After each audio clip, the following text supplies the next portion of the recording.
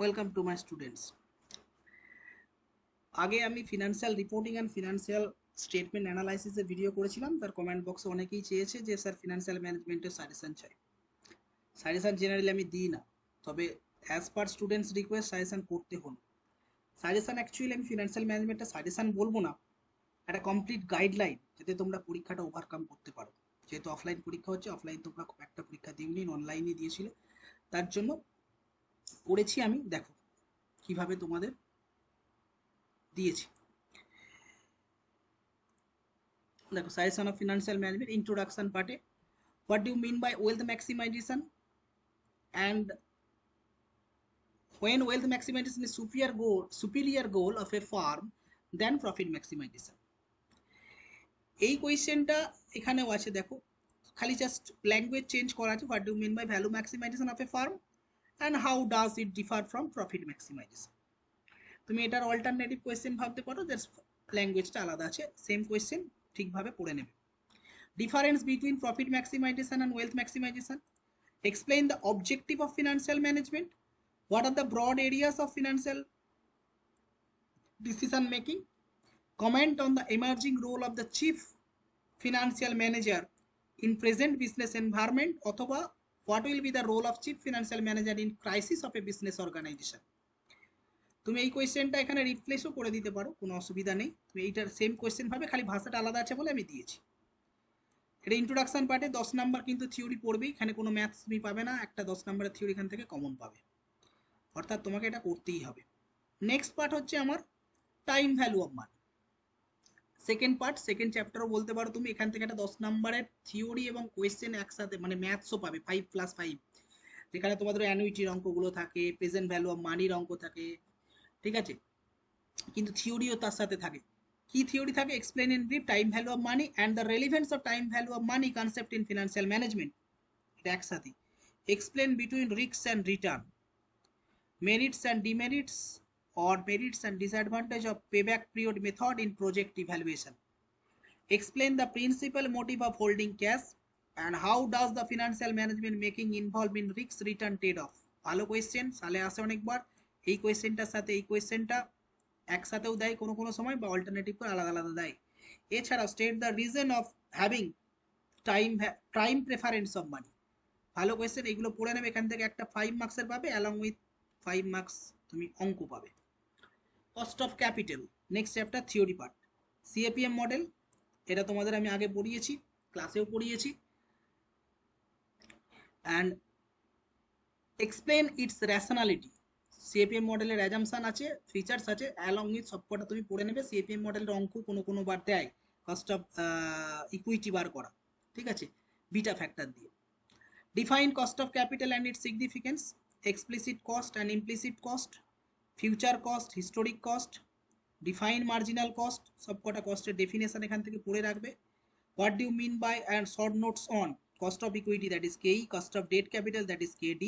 এগুলো তোমাদের ক্লাসেও দিয়েছিলাম, অ্যালং উইথ আমি ভিডিও করে দিয়েছিলাম, বলেছিলাম ক্লাসে আমি পড়িয়েছিলাম, এবং টিউশনে তো আমি দিয়েছিলাম, পড়িয়েওছিলাম, অনেক মেটেরিয়াল দিয়েছিলাম। কস্ট অফ রিটেন আর্নিংস, মানে cost of equity equal to cost of retained earning, এটা হয় আমি তোমাদের ক্লাসে বলেছিলাম, এবং কেন হয়, কিসের জন্য হয়, কোন কোন গ্রাউন্ডে হয় সেগুলো বলেছিলাম। Overall cost of capital, that is WC, overall cost of capital. Next part, leverage.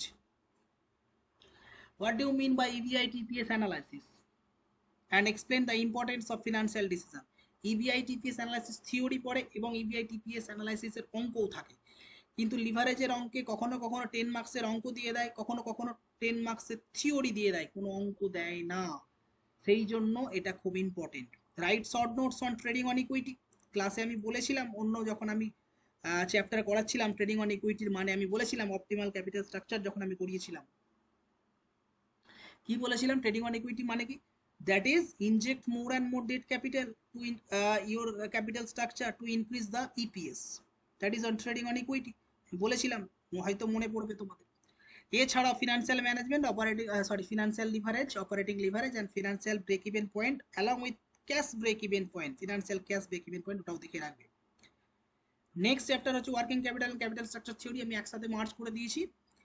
এখানে যে তোমাকে ফার্স্ট করতে হবে, critical discuss the net income approach or net income approach and net operating approach তার critically discuss করতে হবে capital structure থিওরিতে। এছাড়াও what factor would you consider in planning of capital structure of your company? Optimal capital structure কি, মানে কোন কোন capital তুমি তোমার ক্যাপিটাল স্ট্রাকচারে রাখলে তোমার রিটার্নটা বেশি হবে, প্রফিটটা বেশি হবে, তুমি রিপে করতে পারবে তোমার debt. That is the debt equity রেশিওটা তুমি কিভাবে মেনটেন করবে, ইন্টারনাল ডেট আউটসাইডার ডেট বা ইন্টারনাল ফান্ড আউটসাইডার ফান্ড তুমি কোন রেশিওতে রাখবে তোমার ক্যাপিটাল স্ট্রাকচারে। Discuss its features. What do you mean by permanent, temporary, positive and negative working capital? State the factors of consider to determining working capital. এইখান থেকে working ক্যাপিটালের theory, এখান থেকে তোমাদের ওয়ার্কিং ক্যাপিটালের থিওরি পাচ্ছ, ঠিক আছে। নেক্সট হচ্ছে how does trade of between hedging, matching and conservative policy of financing working capital is done, explain it. এই থিওরিটা তার সাথে আরো একটা থিওরি এখানে থাকে, trading between hedging and conservative policy. এই দুটো থিওরির মধ্যে একটা থিওরি, যদি ওয়ার্কিং ক্যাপিটালটা বড় চ্যাপ্টার 20 নাম্বারের, কিন্তু একটা অঙ্ক একটা থিওরি, ঠিক আছে, এটা ভালো করে পড়তে হবে। What do you mean by working capital management, WCM, and what are the factors that the financial manager should consider to manage the different companies of the working capital manufacturing company?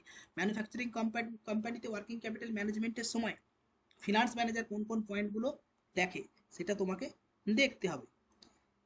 Explain in brief gross working capital and net working capital. Okay, next part, capital budgeting decision. তাহলে capital budgeting decision আমি কি theory পেতে পারি? Explain the features of the capital budgeting decision. তুমি এখান থেকে কি কি ফিচার্স পাবে? Right short notes on payback period, ARR, accounting rate of return, internal rate of return IRR or NPV method, net present value method, এগুলো তোমাকে দেখতে হবে, থিওরিগুলো পড়তে হবে। এই থিওরি পড়ার সময় অ্যাকসেপ্ট রিজেক্ট ডিসিশনগুলো পড়তে হবে। শুধু থিওরি কাকে বলে, মেরিটস ডিমেরিটস পড়লে হবে না, অ্যাকসেপ্ট রিজেক্ট ডিসিশনও পড়ে রাখতে হবে। তাহলে তুমি অঙ্ক করার সময় সাপোজ ARR অঙ্ক হলো বা NPPর অঙ্ক হলো, দুটো প্রজেক্টের অ্যাকসেপ্ট রিজেক্ট ডিসিশন কি করে হবে তোমাকে সেটা দেখতে হবে। How will you consider accept and reject decision? এই যে নেক্সট কোয়েশ্চেনই আমি দিয়ে দিয়েছি, ARR, IRR, NPP and payback period method. Next part, dividend distribution বা ডিভিডেন্ড ডিসিশন। এই ডিভিডেন্ড চ্যাপ্টারে যে থিওরিগুলো অ্যাকচুয়ালি আসবে, what do you mean by dividend policy? Explain the factors that influence dividend policy of a company. Write short notes on Gordon dividend policy model. critically discuss the Walter dividend model to the extent that our shortcomings of the model is taken care of the Gordon model. Gordon মডেলের actually Walter মডেলটা এবছর important, Gordon model আগের বছর পড়েছিল এবং আমি আমার mathematical পার্টেও আমি ডিসকাশন করব, শুধু থিওরি পার্টে নয়, ম্যাথামেটিক্যাল পার্টও আছে আমার। এর যা শর্টকামিংস আছে সেইটা নিয়ে গর্ডন মডেল কীভাবে তৈরি হয়েছে সেটাও তোমাকে দেখতে হবে। লাস্ট কোয়েশ্চেন তাই বলেছি, মানে থিওরি পড়তে হবে, কোনো কোনো সময় অঙ্ক দেয় না চ্যাপ্টারের মতো। Okay, next part is our mathematical part. First part হচ্ছে কস্ট অফ ক্যাপিটাল। ম্যাথামেটিক্যালি আমি কি কি আসতে পারে কস্ট অফ ক্যাপিটাল?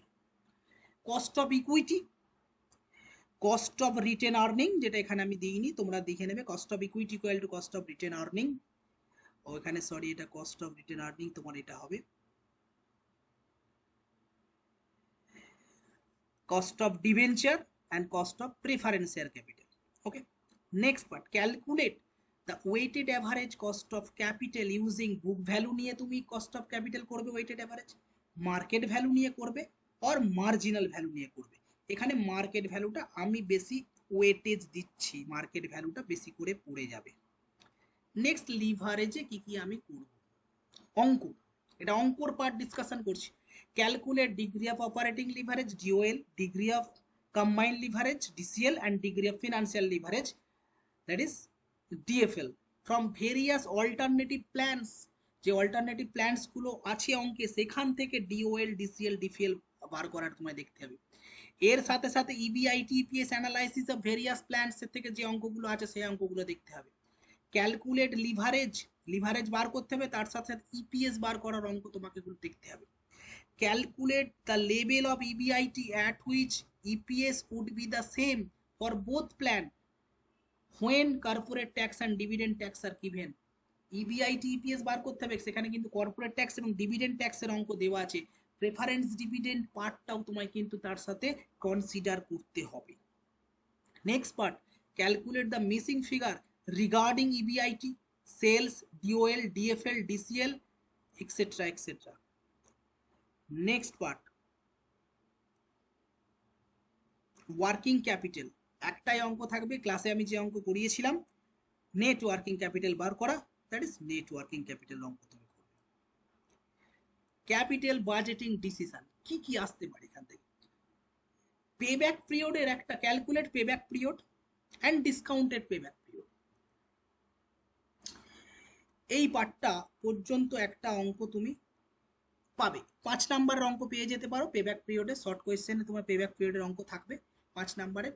বড় কোয়েশ্চেনে তুমি যদি পাও, পেতে পারো বা পেতে চলেছো এআরআর, আইআরআর, এনপিভি, এনপিভি আশা করি তো দেবী, এআরআর তার সাথে দিতে পারে, অথবা এনপিভির সাথে আইআরআর এর একটা কম্বিনেশন অঙ্ক দিতে পারে, এবং সেখানে বলতেও পারে তুমি একটা প্রজেক্ট, যেটা তুমি প্রজেক্ট পেয়েছো সেখানে দুটো প্রজেক্ট, একটা প্রজেক্টে আইআরআর বেশি, একটা প্রজেক্টে এনপিভি বেশি, আবার পরের ঠিক ক্যালকুলেশন এবার একটা ওই প্রজেক্টেরই এনপিভি কম, ওটার আইআরআর বেশি, তার মানেটা কি, মানে তুমি ডিসিশন নিতে পারবে না, তাহলে যার বেশি এনপিভি তাকে আমি নেবো, কিন্তু ওই অন্য প্রজেক্টে তো আবার আইআরআরটা বেশি, তাহলে তুমি কি ডিসিশন নেবে, এরকম অঙ্ক একটা দেখবে আমি করিয়েছিলাম তোমাদের, সেই অঙ্কটা তোমরা কিন্তু, বা ওই রকমের অঙ্ক যেখানে পাবে তুমি সেটা করবে। And it's comparison while selecting A project, তার মানে আমি যেটা তোমাদের বললাম সেইটা ভালো করে এই চ্যাপ্টারের অঙ্কগুলো করে যাবে, আমি বলছি এখান থেকে তোমরা কিন্তু ভালো মার্কস তুলতে পারবে, ফিনান্সিয়াল ম্যানেজমেন্টে ভালো মার্কস ওঠে। ডিভিডেন্ড ডিসিশনে বা ডিভিডেন্ড ডিস্ট্রিবিউশন তুমি যাই বলো না কেন, এখান থেকে আমি ওয়াল্টার আর গর্ডন মডেল, আমি এখান থেকে প্রেফার করব ওয়াল্টার মডেল পড়ে যাওয়ার জন্য।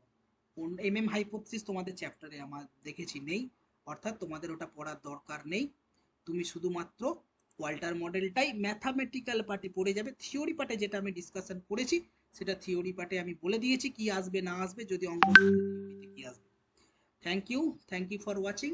অ্যাজ পার রিকোয়েস্ট আমি তোমাদের ভিডিও তৈরি করলাম, আমি আমার কথা রেখেছি, ভিডিও স্কিপ করবে না, আমি যা বলেছি প্রতিটা ল্যাঙ্গুয়েজ ভালো করে পড়বে, তবেই তুমি ভিডিওটা দেখলে জানতে পারবে, এবং আমি যা ক্লাসে করিয়েছি সেগুলো ক্লাসের সাথে বা টিউশন ক্লাসে যা করিয়েছিলাম সেগুলোর সাথে ম্যাচ করে দেখবে আমি কি বলতে চাইলাম।